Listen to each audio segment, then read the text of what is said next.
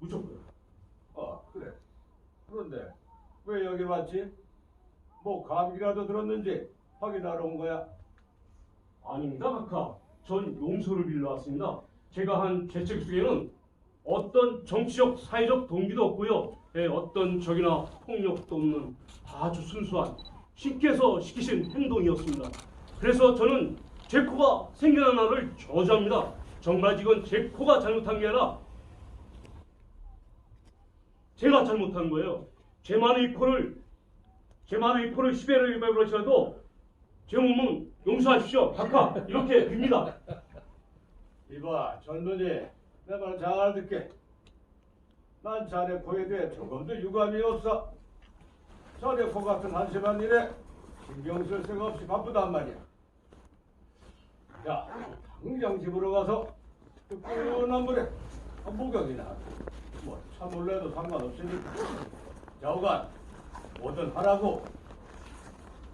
그리고 말 그따위 바보 같은 일로 날 못 살게 굴지 마라. 자네한테 돈을 환원하러 온 것들이 별의별 다 짓거리고 가서 난 지금 자네 따위에 신경 쓸 정신이 없다고. 어이, 옳지야.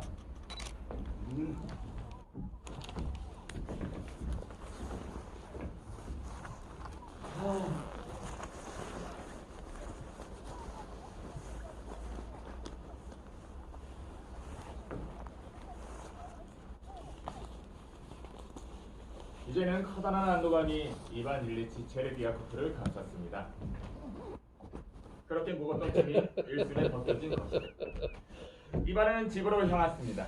정말이지 인생이란 멋지고 기쁘고 행복한 것이었습니다. 소녀, 네. 네? 난 무시를 당했어. 모욕을 당했다고. 네? 무시를 당해요? 누구한테요?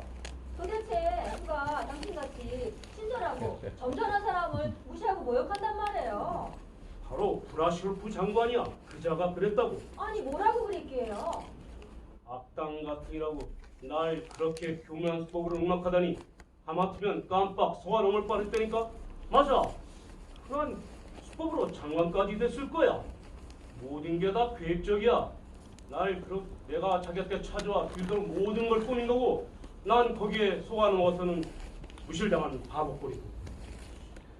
와, 당장 가서 얘기를 하겠어. 낮은 계급 사람의 의견을 얘기해주겠다 이거야. 이 세상은 모든 사람을 위해서 만들어진 거고, 어떤 나라의 어떤 색깔, 어떤 종교의 사람이라도 다른 사람한테 죄책을 할 수 있는 거라고.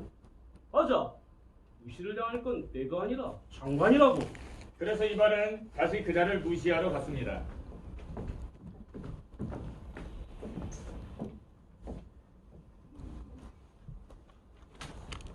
마지막 사람.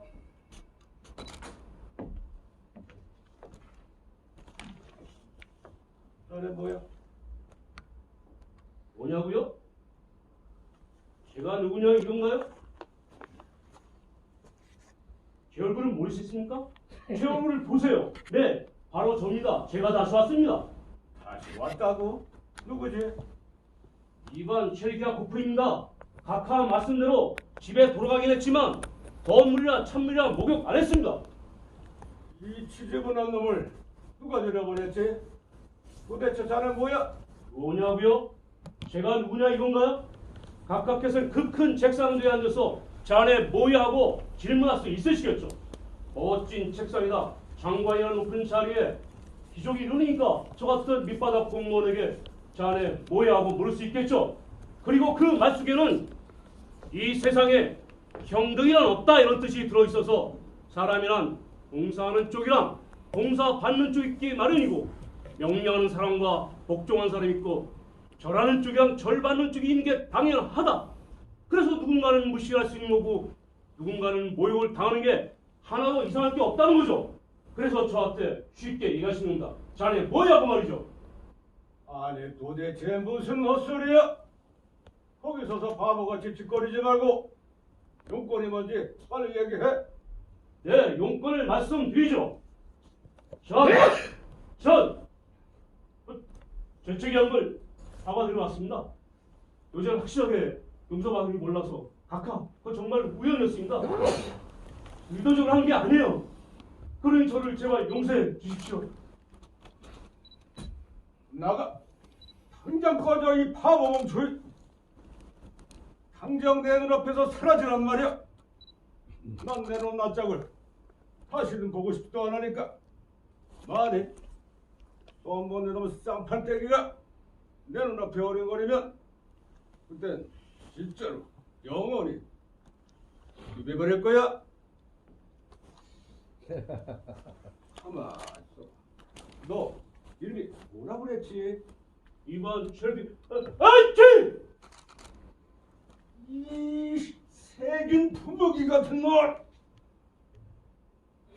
곤충 같은 놈! 벌레 같은 놈! 벌레만도 못한 놈!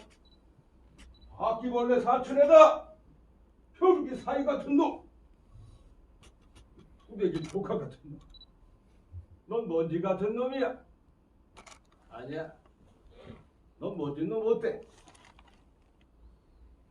넌 아무것도 아니야. 알아? 넌 아무것도 아니라고.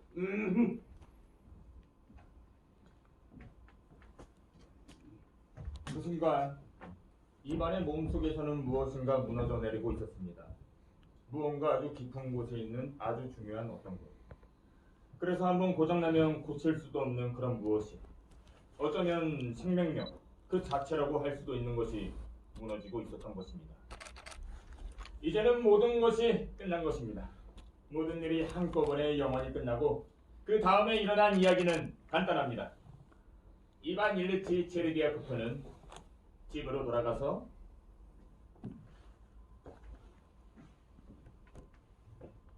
코트를 벗고